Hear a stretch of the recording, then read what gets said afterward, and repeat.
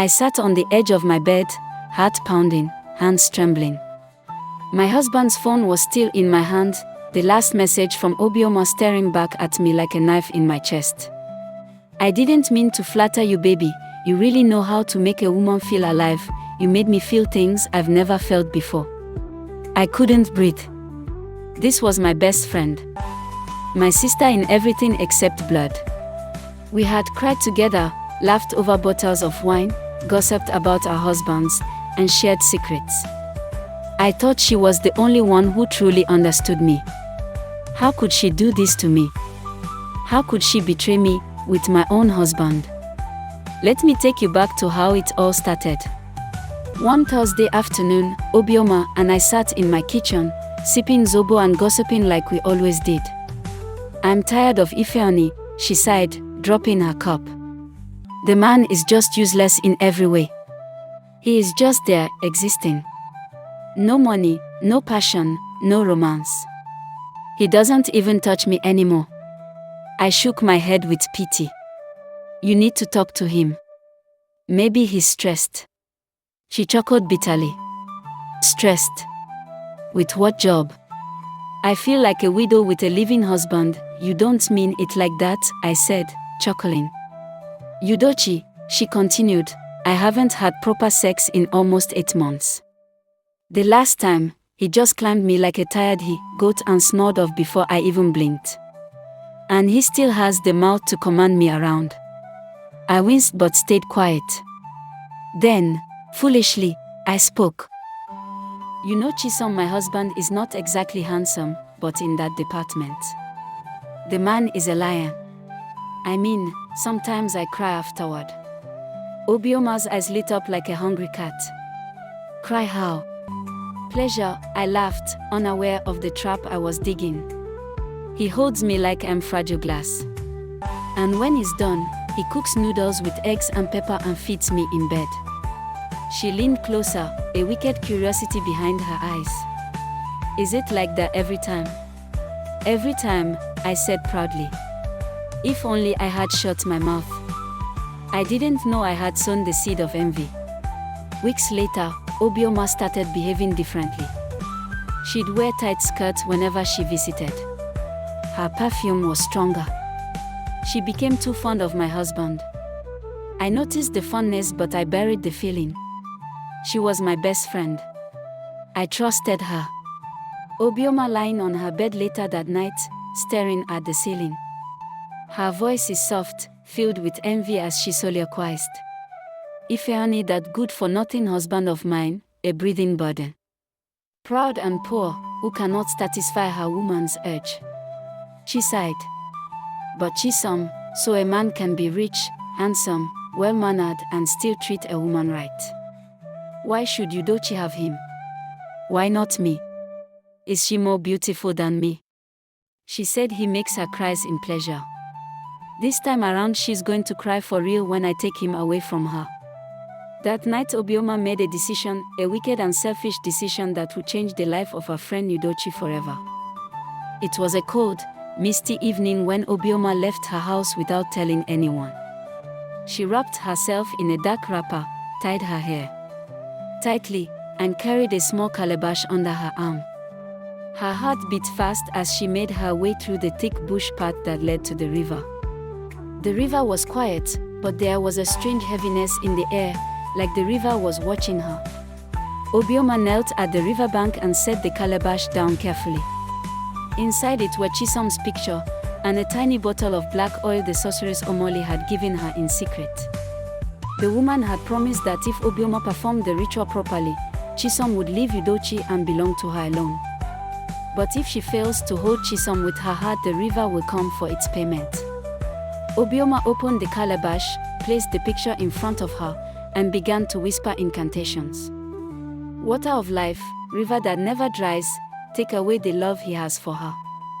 Tie his soul to mine. Make his eyes see only me."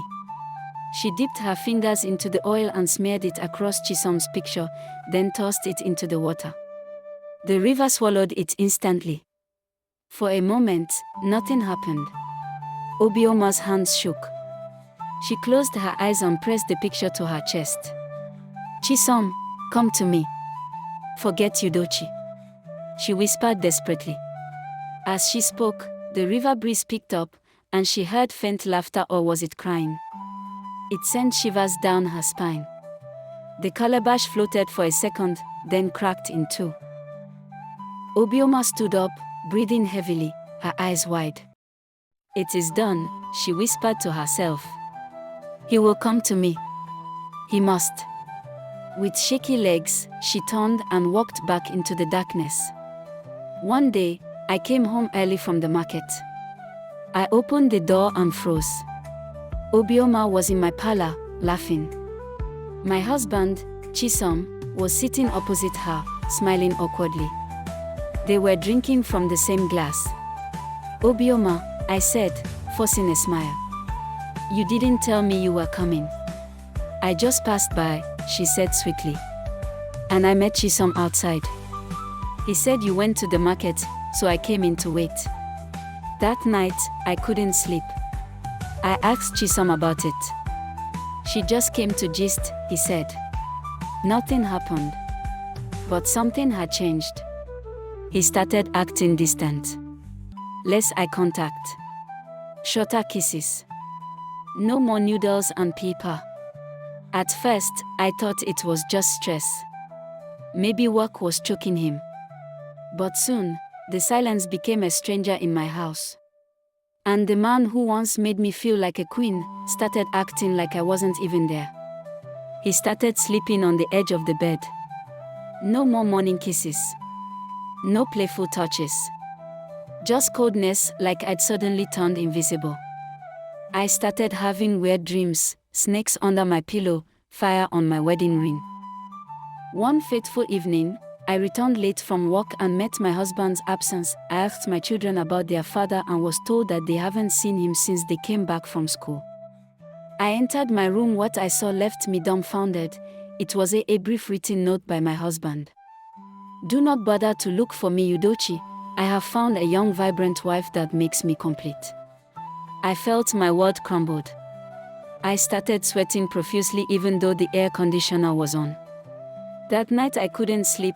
I tried to figure out what led to the sudden abandonment by my husband, but I couldn't. Our home had been loving and peaceful. Sometimes we do quarrel, we do have our ups and downs, but we always find a way to fix it up immediately. My husband and I had been married for 10 years and we were blessed with 4 children. He had been a wonderful father and amazing husband. I have never for once doubted his love for his family, so what really went wrong? I soaked my pillow with my tears, asking God, why me? The following morning, Ifeanyi, Obioma's husband, showed up at my gate looking lost. Udochi, have you seen Obioma? He asked. No. Why? She's gone. Packed everything. She left the house 2 days ago. That was the moment everything clicked. The coldness from Chisom. The weird dreams. Obioma's sudden glow, and now the letters. I had welcomed the snake into my home. And it was shedding its skin in my marriage. But I wasn't going to sit and cry. No. This was war. And I was going to fight for my home.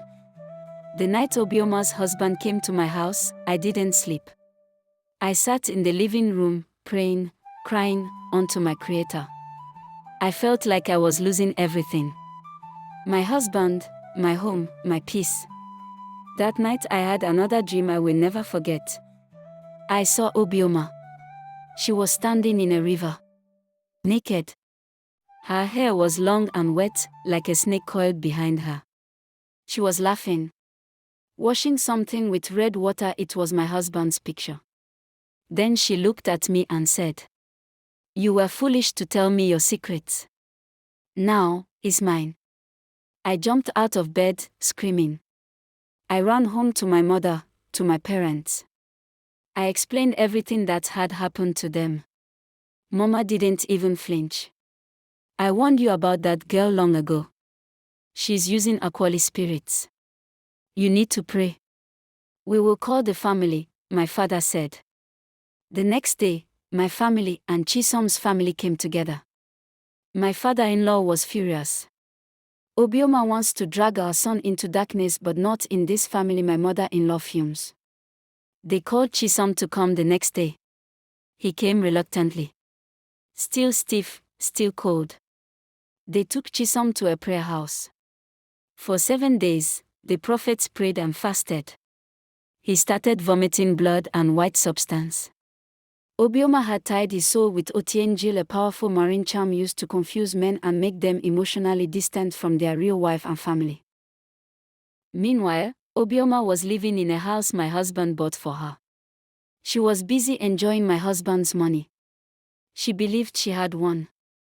One night, she stood on her balcony, looking at the moon. She talks to herself. Ifeanyi never deserved me. All that pride and poverty. Chisom is the kind of man I was meant to have. He's mine now. Udochi should have kept her mouth shut. This is what she gets for bragging. I will make him love me completely. Even if I have to kill every memory of Udochi inside him. But what she didn't know was that my God was not asleep. On the 7th day of prayers, Chisom collapsed and cried out, "Obioma, leave me alone." The pastor declared, "The bond is breaking. His spirit is returning." After the deliverance, Chisom fell into a deep sleep. When he woke up, tears ran down his face. "Where is Udochi?" he asked. "I'm here," I whispered, crying. He hugged me tightly. I don't know what came over me. I couldn't think straight. "I'm so sorry." I forgave him, not because it was easy, but because I saw he was truly back. We reported Obioma to her people. Her uncles came and dragged her out of the house. They returned everything my husband bought for her. The elders warned her to leave our village or face a curse. She left, disgraced and rejected. Even Ifeanyi refused to take her back. The river later came for its payment since Obioma failed to hold Chisom with her heart. She roamed the street mad. Today, Chisom and I are stronger. We pray together. We talk more. We protect our space. I no longer overshare. I've learned that even your closest friend can envy your peace. Marriage is not just love and kisses. It's war, sometimes spiritual war. But I chose to fight for mine. And I won.